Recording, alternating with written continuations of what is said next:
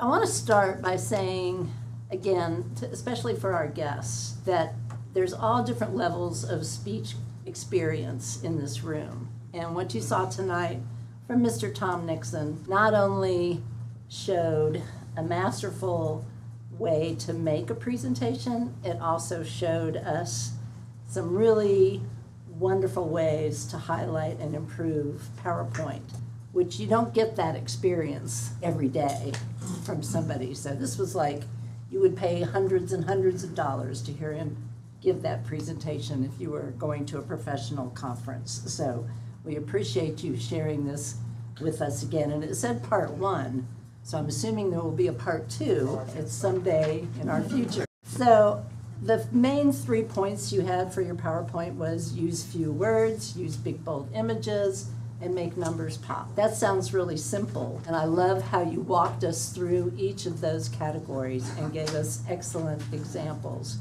for what that looks like. And I have to say that Tom saved me many times in my early days of my career when I was having to make PowerPoints at work, because I would go, what would Tom do? He was my guide always in the back of my head, and I even bought his book.